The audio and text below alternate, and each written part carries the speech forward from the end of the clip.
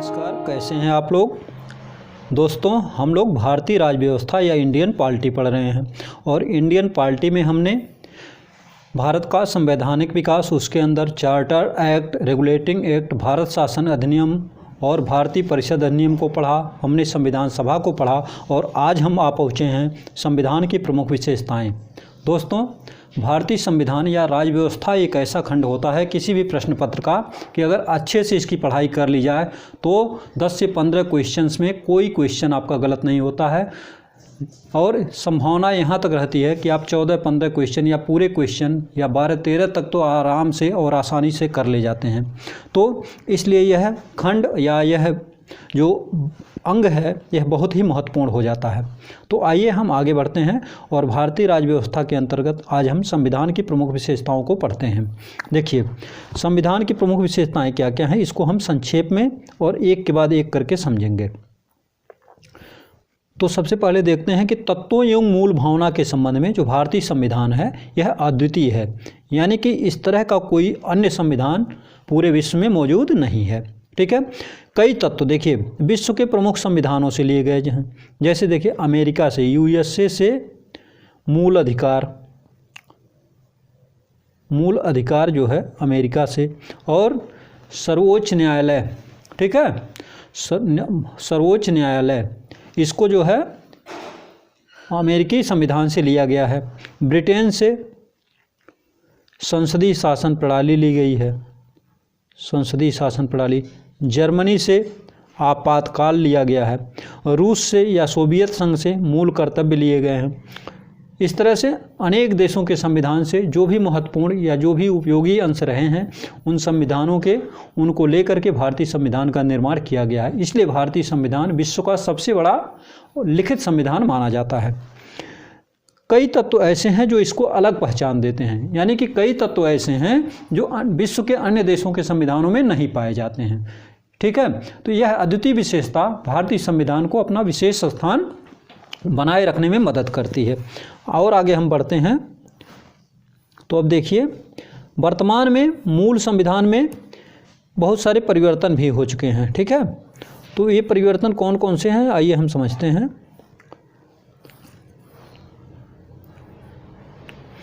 वर्तमान में मूल संविधान में भी कई परिवर्तन हो गए हैं, जैसे कि 7वें संविधान संशोधन, 42वें संविधान संशोधन, 44वें संविधान संशोधन, 73वें संविधान संशोधन, 74वें और 97वें संविधान संशोधन के द्वारा भारतीय संविधान में व्यापक मात्रा में परिवर्तन किया गया है।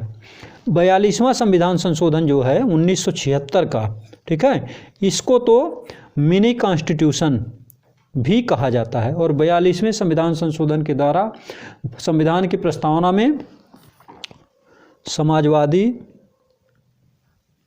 धर्मनिरपेक्ष और लोकतांत्रिक शब्द ये जोड़ा गया था। देखिए, अब हम इसकी विशेषताओं को एक एक करके समझते हैं। तो सबसे पहली विशेषता है,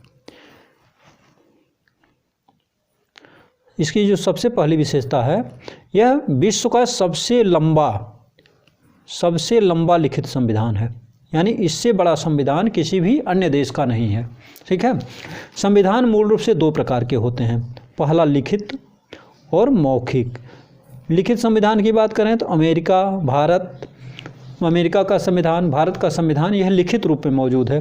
ब्रिटिश संविधान जो है यह लिखित रूप में मौजूद नहीं है, अर्थात यह मौखिक संविधान है। ठीक है, मौखिक संविधान। भारत का संविधान विश्व का सबसे लंबा लिखित संविधान है, इसको हम आगे दोहरा चुके हैं। अब हम और आगे बढ़ते हैं। अब देखिए, 1949 में 26 नवंबर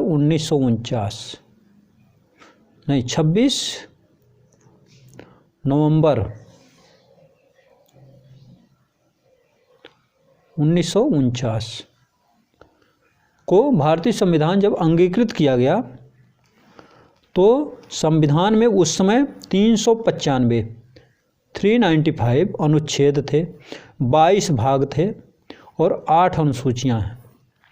आज वर्तमान में संविधान में करीब 440 से अधिक अनुच्छेद हो गए हैं। भाग तो अभी 22 ही हैं, लेकिन अनुसूचियों की संख्या 12 हो गई है। ठीक है, इस तरह से संविधान में परिवर्तन हुए हैं। दूसरा जो इसकी प्रमुख विशेषता है वह विभिन्न स्रोतों से विहित। भारतीय संविधान का जो निर्माण हुआ है, जैसा कि अभी बताया गया, इसमें अनेक देशों के संविधानों को अध्ययन कर करके, अनेक देशों के संविधानों का, जो संविधान सभा के सदस्य थे उन्होंने अनेक देशों के संविधान का अध्ययन किया और उसमें से जो उपयोगी सामग्री थी, जो उपयोगी अंश थे, उनको लेकर के भारतीय संविधान का निर्माण किया है। जैसे USA, रसिया, UK, Germany, Australia, south Africa आदि देशों के संविधानों से अंश को लेकर के भारतीय संविधान बनाया गया। और 60 से 70% अंश जो भारतीय संविधान का है वह भारत शासन अधिनियम 1935 का है। ठीक है, भारतीय संविधान की जो तीसरी सबसे महत्वपूर्ण विशेषता है वह है इसकी नम्यता यानी कि लचीलापन एवं अनम्यता यानी कठोरता, इन दोनों में समन्वय। तो भारतीय संविधान जो है न तो बहुत ही नम्य मतलब ऐसा नहीं है कि इसमें बहुत ही आसानी से संशोधन कर दिया जाए, और ऐसा भी नहीं है कि इसमें संशोधन हो ही नहीं सके। जैसे अमेरिका का संविधान है, अमेरिकी संविधान जो है वह बहुत ही कठोर है और उसमें जो है आसानी से संशोधन नहीं होता है। लेकिन भारतीय संविधान जो है यह नम्य भी है और अनम्य भी है, यानी कि लचीलापन भी है इसमें और कठोरता भी है इसमें। जैसे कि देखें, अमेरिकी संविधान अनम्य है, भारतीय संविधान, ब्रिटिश संविधान यह बहुत ही नम्य है। अमेरिकी संविधान अनम्य और ब्रिटिश संविधान नम्य, लेकिन भारतीय संविधान क्या है? नम्य और अनम्य, यानी कि नम्यता और अनम्यता के बीच समन्वय बना करके चलता है। यानी कि इसके कुछ प्राविधान तो ऐसे हैं जिसमें विशेष बहुमत के आधार पर संशोधन किया जाता है, लेकिन कुछ प्राविधान ऐसे हैं जिसमें साधारण बहुमत से ही संशोधन कर लिया जाता है। इसलिए इसमें नम्यता और अनम्यता दोनों का समन्वय मिलता है। भारतीय संविधान जो है दोनों के मध्य का है, न तो अधिक नम्य है और ना ही अधिक कठोर। कुछ प्रावधान विशेष बहुमत से संशोधित होते हैं जो दोनों सदनों में उपस्थित एवं मतदान में भाग लेने वाले सदस्यों का 2/3 बहुमत अर्थात 50% से अधिक बहुमत आवश्यक होता है। और कुछ प्राविधान देखिए संसद के विशेष बहुमत एवं आधे से अधिक राज्यों के अनुमोदन से संशोधित होते हैं, तो यह तो और भी कठिन है। और कुछ प्राविधान जो है यह साधारण बहुमत से ही संशोधित कर लिए जाते हैं। ठीक है, तो यानी कि कुछ विशेष बहुमत से, कुछ संसद के विशेष बहुमत और आधे से अधिक राज्यों के अनुमोदन से, और कुछ साधारण बहुमत से। चौथी जो विशेषता है वह है एकात्मकता की ओर झुकाव के साथ संघीय व्यवस्था। संघीय व्यवस्था ऐसी होती है कि एक केंद्र होता है, ठीक है, और सभी राज्यों के साथ उसके सौहार्दपूर्ण संबंध रहते हैं। यह संघीय व्यवस्था की विशेषता है। संघीय व्यवस्था में लेकिन भारतीय संविधान की प्रकृति जो है इसको संघीय के साथ साथ एकात्मक संविधान की ओर भी ले जाती है। देखिए संविधान जो है ये संघीय सरकार की भावना होती है। संविधान जो है इसकी भावना जो है हमारे संविधान की वह संघीय सरकार की भावना इसमें निहित है। और संघीय सरकार के जो लक्षण होते हैं, देखिए एक तो केंद्र होगा जिसका अपने संघ का मतलब हो जोड़ना, जो राज्यों को या प्रांतों को अपने साथ जोड़े रखता है। ठीक है, तो केंद्र एवं राज्य 2 सरकारें होती हैं। शक्तियों का स्पष्ट विभाजन, जैसे शक्तियों का स्पष्ट विभाजन जैसे बैंकिंग, रक्षा, संचार, ठीक है, यह सब देखिए केंद्र सरकार के विषय हैं। पुलिस, कानून व्यवस्था, शिक्षा, ये सब जो होते हैं ये राज्य के विषय होते हैं। लिखित संविधान, संविधान का लिखित स्वरूप होना चाहिए। संविधान की सर्वोच्चता होनी चाहिए। संविधान सर्वोच्च है, न तो राज्य की मनमानी न तो केंद्र की मनमानी। सभी संविधान के नियमों के अनुसार, संविधान के प्राविधानों के अनुसार चलेंगे। संविधान की कठोरता, संविधान ऐसा होना चाहिए कि कोई भी किसी भी वाद विवाद की स्थिति में उसमें आसानी से संशोधन न किया जा सके। स्वतंत्र न्यायपालिका, न्यायपालिका क्या होनी चाहिए? स्वतंत्र होनी चाहिए। ठीक है, वह कार्यपालिका के द्वारा और कार्यपालिका अथवा विधायिका के बनाए गए नियमों का समीक्षा करे और यदि उचित न हो वो नियम या कानून तो उनको निरस्त करने का अधिकार न्यायपालिका के पास होना चाहिए। और द्विसदनीयता यानी कि इसमें 2 सदन होने चाहिए। ठीक है, चलिए अब हम एकात्मकता के लक्षण देखते हैं कि एकात्मकता के क्या लक्षण हैं। जैसे एक सशक्त केंद्र, अगर केंद्र सशक्त होता है तो एकात्मक संविधान माना जाता है, यानी कि राज्य जो है केंद्र के ऊपर अपना दबाव नहीं डाल पाते, दबाव केंद्र से राज्यों की ओर होता है। एक ही संविधान, जैसे हमारा संविधान अकेला एक संविधान है। ठीक है, हमारे देश में 28 राज्य हैं, 8 जो है केंद्र शासित प्रदेश हैं, लेकिन केवल एक संविधान से सारे राज्य, सारे केंद्र शासित प्रदेश जो है संचालित किए जाते हैं। एकल नागरिकता भी एक ही है, यानी कि केवल देश की नागरिकता, राज्य की नागरिकता नहीं होती है। अमेरिका में क्या होता है, अमेरिका में देखिए, अमेरिका 50 राज्यों को मिला करके यूनाइटेड स्टेट्स ऑफ अमेरिका बना है, लेकिन 50 राज्यों के नागरिकों को अलग अलग नागरिकता मिली हुई, यानी उनको केंद्र की भी नागरिकता है और अलग अलग राज्यों की भी है। एकीकृत न्यायपालिका का एकीकृत स्वरूप होना चाहिए। ठीक है, यानी कि जैसे यहाँ देखिए सर्वोच्च न्यायालय, इसके नीचे उच्च न्यायालय और इसके नीचे जो होते हैं अधीनस्थ न्यायालय होते हैं। ठीक है, यानी कि शीर्ष पर जो है सर्वोच्च न्यायालय है, यानी न्यायपालिका एकीकृत है, कोई और पैरेलल जो है सर्वोच्च न्यायालय के कोई संस्था नहीं है। संविधान का लचीलापन, संविधान जो है वह लचीला होना चाहिए, अर्थात वाद विवाद की स्थिति में उसमें आसानी से संशोधन किया जा सके। केंद्र द्वारा राज्यपाल की नियुक्ति, एकात्मक संविधान में क्या होता है, केंद्र जो है राज्य में अगर अलग दल की सरकार होती है तो उसको नियंत्रित करने के लिए अपने किसी प्रतिनिधि को राज्यपाल के रूप में नियुक्त कर देता है। अखिल भारतीय सेवाएं, देखिए आपके ज़िले में जिलाधिकारी, डीएम, एसपी, डीएम आईएएस होता है और एसपी जो है यह आईपीएस होता है। आईएएस यानी Indian administrative service, IPS Indian police service, ये सभी दोनों सेवाएं जो हैं अखिल भारतीय सेवाएं मानी जाती हैं, यानी कि केंद्र सरकार के प्रतिनिधि के तौर पर ये लोग राज्य में शासन करते हैं, राज्य में प्रशासन चलाते हैं। और आपातकालीन प्रावधान, केंद्र चाहे तो राज्य में संवैधानिक संकट उत्पन्न होने पर या केंद्र के निर्देशों का अनुपालन न किए जाने पर राज्य में आपातकालीन प्रावधान यानी कि राष्ट्रपति शासन लगा देता है। राष्ट्रपति शासन लगाता है धारा 356 के तहत, अनुच्छेद 356 के अंतर्गत।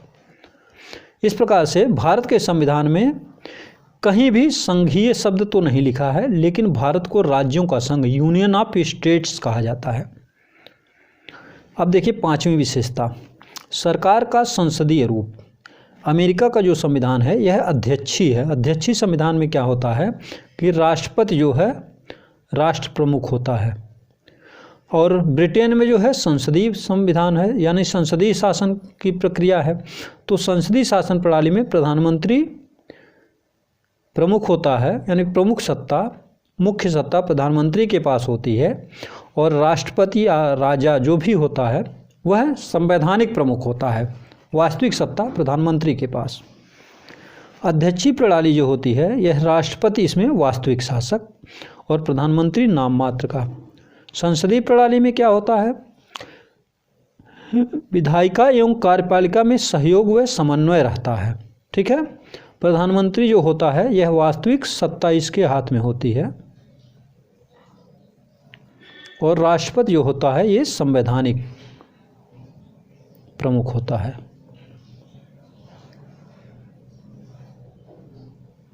तथापि ब्रिटिश संसद संप्रभु है, भारतीय संसद संप्रभु नहीं है, यानी कि भारतीय संसद संप्रभु नहीं है। संसद के बनाए गए कानूनों नियमों को न्यायपालिका उनकी समीक्षा कर सकती है।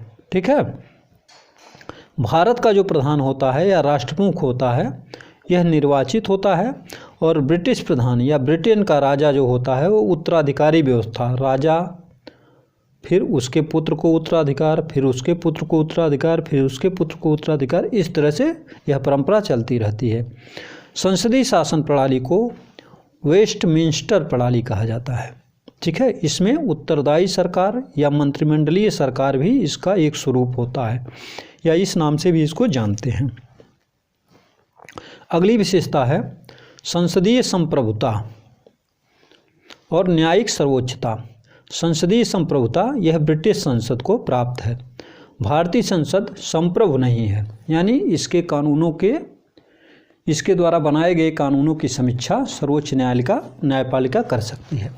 न्यायपालिका की सर्वोच्चता यह अमेरिकी सर्वोच्च न्यायालय की विशेषता है और संसदीय संप्रभुता ब्रिटिश संसद की विशेषता है।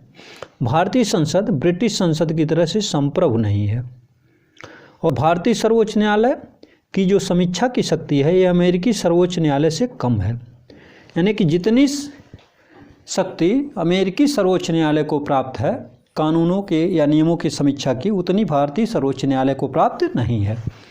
अमेरिकी संविधान जो है यह विधि की नियत प्रक्रिया के अनुसार चलाया जाता है, जबकि भारतीय संविधान जो ब्रिटेन में लागू है विधि की स्थापित प्रक्रिया इसके आधार पर चलाया जाता है।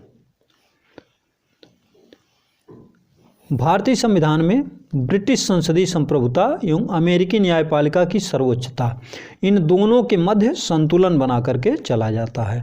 ठीक है, संतुलन होना चाहिए,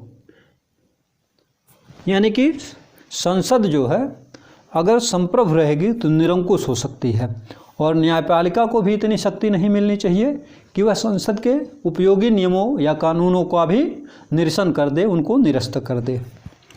तो संसद संविधान संशोधन की शक्ति होती है इसमें, और सर्वोच्च न्यायालय के पास कानूनों की समीक्षा की शक्ति होती है, इसलिए दोनों के बीच समन्वय या संतुलन बना रहता है। सातवीं विशेषता है एकीकृत व स्वतंत्र न्यायपालिका।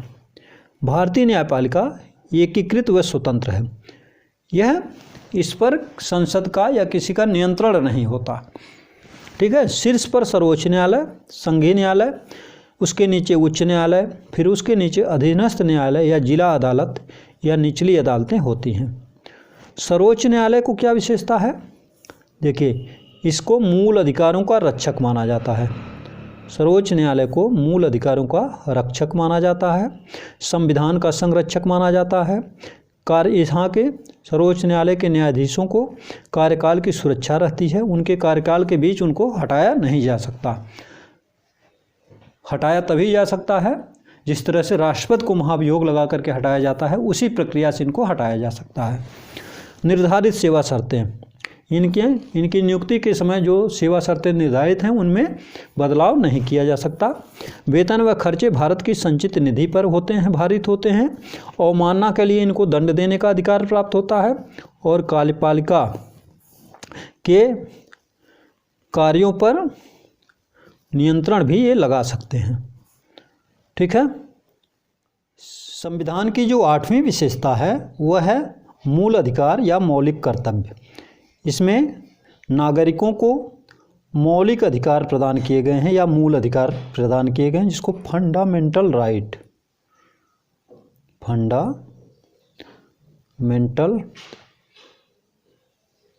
राइट्स कहा जाता है।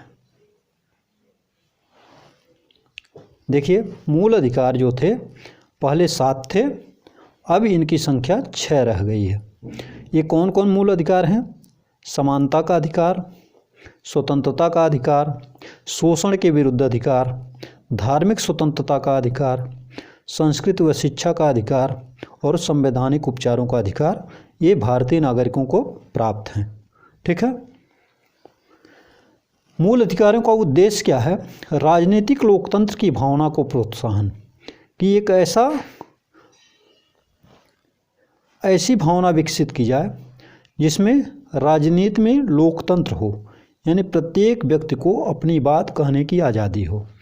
ठीक है, अपना व्यापार करना, अपने धर्म के प्रति निष्ठा रखना, ये सारे अधिकार व्यक्ति को प्रदान किए गए हैं। कार्यपालिका एवं विधायिका के मनमाने कार्यों पर यह निरोधक की तरह से कार्य करता है मूल अधिकार। ठीक है, और अगर ऐसा नहीं किया जाता है, कार्यपालिका या विधायिका अपने सीमा से परे जा कर के जब कोई काम करते हैं तो न्यायालय उसके लिए विभिन्न रीटों के माध्यम से उन पर नियंत्रण रखता है। वे रीटें कौन कौन सी हैं? बंदी प्रत्यक्षीकरण, परमादेश, प्रतिषेध, अधिकार परीक्षा और उत्प्रेषण। ठीक है, ये 5 प्रकार की रीटों से न्यायालय विधायिका एवं कार्यपालिका के कार्यों पर नियंत्रण रखते हैं। जो नौवीं विशेषता है राज्य के नीति निर्देशक तत्व। राज्य के नीति निर्देशक तत्व वह राज्य का नैतिक कर्तव्य होता है कि वह अपने नागरिकों के लिए शिक्षा, स्वास्थ्य, जीवन यापन के पर्याप्त अवसर उन्हें उपलब्ध करावे। ठीक है, उद्देश्य होता है इसका सामाजिक मतलब समाज के हर वर्ग के लिए कार्य किया जाए। गांधीवादी और उदार बौद्धिक जो है यही इसका दृष्टिकोण है। कार्य जो है राज्य के नीति निर्देशक तत्व में सामाजिक व आर्थिक लोकतंत्र को बढ़ावा। आर्थिक लोकतंत्र का मतलब आय के साधनों पर सभी का समान अधिकार हो, और सामाजिक लोकतंत्र में सामाजिकता हो, लोगों के प्रति भाईचारा हो, उनमें आपसी विश्वास हो, और जो संसाधन है देश के उन पर सभी का हक हो, न कि सारे संसाधन कुछ एक लोगों के हाथों में संकेंद्रित होकर रह जाएं। विशेषताएं इसकी क्या हैं नीति निर्देशक तत्व के? कि कल्याणकारी राज्य की स्थापना। कल्याणकारी राज्य की स्थापना कब होगी? जब शिक्षा, स्वास्थ्य, गरीबी, भूखमरी, बेरोजगारी, इन सारी समस्याओं से यदि निजात मिलता है तो कल्याणकारी राज्य की स्थापना होगी। वाद्य योग्य नहीं। नीति निर्देशक तत्वों को लेकर के कि राज्य ने यह नहीं किया, इसको लेकर के आप न्यायालय में वाद दायर नहीं कर सकते हैं। और लागू करना राज्य का नैतिक कर्तव्य होता है, इनको इसके लिए विवश नहीं किया जा सकता, क्योंकि यह राज्य के संसाधनों पर भी निर्भर करता है कि राज्य नागरिकों को कौन सी सेवाएं दे सकता है, कौन सी नहीं दे सकता है। 10वां है जो है यह है मौलिक कर्तव्य। जहां संविधान ने मूल अधिकार और नीति निर्देशक तत्व बनाए हैं, यानी संविधान ने नागरिकों को मूल अधिकार या मौलिक अधिकार भी दिए हैं और राज्य के लिए नीति निर्देशक तत्व बनाए हैं, वहीं नागरिकों के कुछ कर्तव्य भी बनाए हैं जिनको फंडामेंटल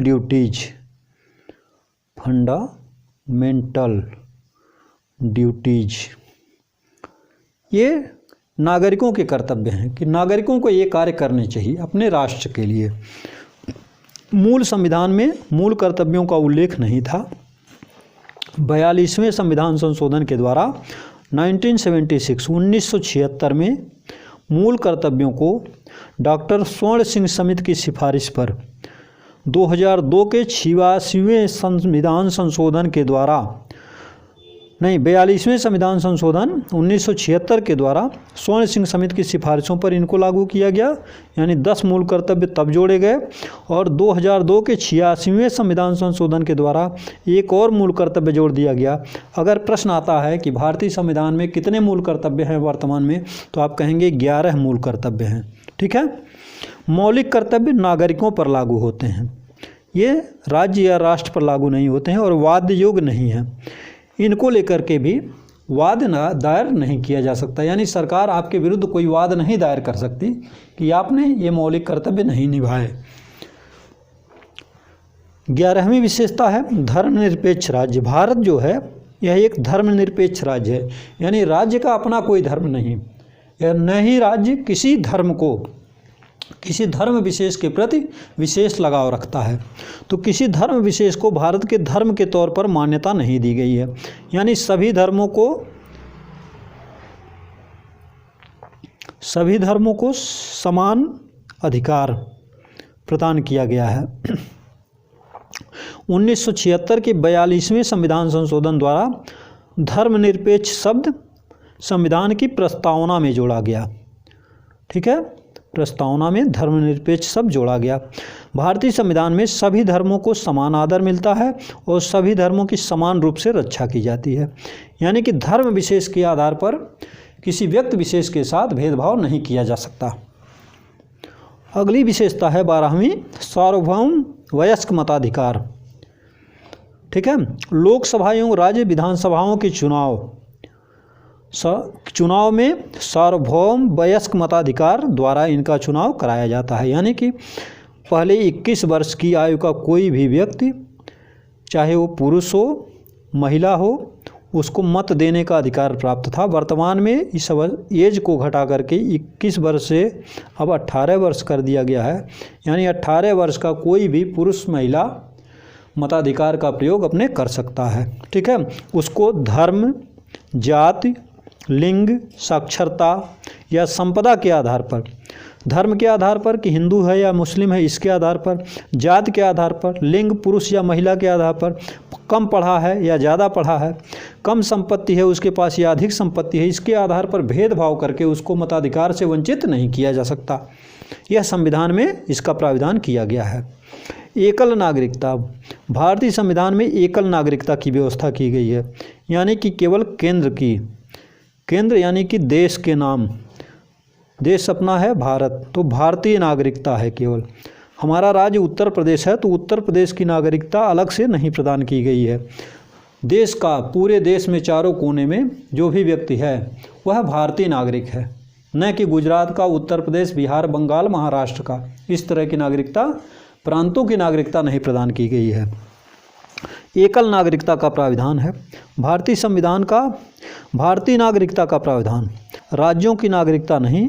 यूएसए में, अमेरिका में क्या है, वहाँ केंद्रीय नागरिकता अलग है और प्रांतीय नागरिकता अलग है, अर्थात वहाँ पे दोहरी नागरिकता लागू है। लेकिन भारत में एकल नागरिकता लागू है। 14वीं विशेषता है वह है स्वतंत्र निकाय। संविधान में कुछ प्रमुख संस्थाओं को, ठीक है, विधायिका, कार्यपालिका और न्यायपालिका के अलावा भी कुछ अन्य स्वतंत्र निकायों की संविधान में व्यवस्था की गई है। जैसे निर्वाचन आयोग, अनुच्छेद 324 के अंतर्गत इसका उल्लेख है। इसमें राष्ट्रपति, उपराष्ट्रपति, संसद, विधानमंडल के चुनाव निर्वाचन आयोग कराता है। तो निर्वाचन आयोग एक स्वतंत्र संस्था है, स्वतंत्र निकाय है। उसी तरह नियंत्रक एवं महालेखा परीक्षक CAG, इसको comptroller and auditor general of India के नाम से जाना जाता है। इसकी जो नियुक्ति होती है, नियुक्ति के बाद यह एक स्वतंत्र संस्था के रूप में कार्य करता है। इस पर राज्य सरकार या केंद्र सरकार का कोई दबाव नहीं होता। संघ लोक सेवा आयोग UPSC, जिसके द्वारा देश में जो लोक सेवक होते हैं IAS, IPS, IFS, इनका और अन्य कई पदों पर UPSC के द्वारा चुनाव किया जाता है या अभ्यर्थियों का चयन किया जाता है। इसी तरह राज्यों के लिए, हर राज्य के लिए अलग अलग राज्य लोक सेवा आयोग या एक से अधिक राज्यों के लिए संयुक्त लोक सेवा आयोग की भी संविधान में स्वतंत्र निकाय के रूप में व्यवस्था की गई है। जो 15वीं विशेषता है वह है आपातकालीन प्रावधान।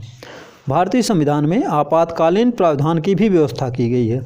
जैसे कि अगर राज्य जो है अपने कर्तव्यों या उसको जो केंद्र से निर्देश मिले हुए हैं उसका अनुपालन करने में विफलता दिखाता है तो केंद्र सरकार वहाँ पर आपातकाल स्थिति लागू कर सकती है। और ये आपातकाल कितने प्रकार के हैं आइए देखते हैं। देश की संप्रभुता, एकता, अखंडता और सुरक्षा तथा संविधान एवं देश के लोकतांत्रिक ढांचे की सुरक्षा के लिए आपातकालीन उपबंध, आपातकालीन प्रावधान किए गए हैं। 3 प्रकार के आपातकाल होते हैं। पहला है राष्ट्रीय आपातकाल, युद्ध, आक्रमण या सशस्त्र विद्रोह से उत्पन्न राष्ट्रीय अशांति की स्थिति में अनुच्छेद 352 के अंतर्गत राष्ट्रीय आपातकाल लागू किया जाता है। राज्य में आपातकाल, यानी इसी को दूसरे शब्दों में कहें तो राष्ट्रपति शासन के रूप में जाना जाता है। राज्यों में संवैधानिक तंत्र की विफलता या केंद्रीय निर्देशों के अनुपालन में असफलता। जैसे केंद्र सरकार ने कह दिया कि भाई GST लागू करना है और कुछ निर्देश दे दिए, ठीक है, उसका अनुपालन करने में अगर राज्य असफल होते हैं तो वहाँ पर केंद्र सरकार राष्ट्रपति को सिफारिश करती है कि उस राज्य में या राज्य विशेष में राष्ट्रपति शासन लगा दिया जाए और उसी को राज्य आपातकाल कहा जाता है। वित्तीय आपातकाल, वित्तीय स्थिरता संकट में हो तब अनुच्छेद 360 के तहत वित्तीय आपातकाल लगाया जाता है। और राज्यों में जो आपातकाल लगाया जाता है यानी राष्ट्रपति शासन अनुच्छेद 356 के तहत लगाया जाता है। और जो आखिरी विशेषता है वह है त्रिस्तरीय सरकार, यानी भारतीय संविधान में शुरू में या आरंभ में कहें तो केंद्र एवं राज्य, केंद्र में व राज्य में द्विस्तरीय सरकारों की व्यवस्था थी। लेकिन 1992 के 73वें संविधान संशोधन द्वारा पंचायतों को राजनीतिक मान्यता दे दी गई। ठीक है, और 73वें संविधान संशोधन द्वारा एक भाग 9 जोड़ा गया और अनुसूची 11 जोड़ी गई। ठीक है, फिर 1992 के 74वें संविधान संशोधन के द्वारा नगरीय निकायों को भी राजनीतिक मान्यता दी गई और संविधान में एक नया भाग 9A जोड़ा गया और एक अन्य अनुसूची 12 जोड़ी गई। ठीक है, इस प्रकार से वर्तमान में संविधान में 440 से अधिक अनुच्छेद, 22 भाग और 12 अनुसूचियाँ हो गई हैं। ठीक है, तो मुझे आशा ही नहीं पूर्ण विश्वास है आपको इस वीडियो लेक्चर में जो भी सामग्री उपलब्ध कराई गई है वह आपको अवश्य पसंद आई होगी। चैनल को लाइक शेयर सब्सक्राइब करते हुए बेल आइकन दबाना बिल्कुल न भूलें। आपका दिन शुभ हो। धन्यवाद।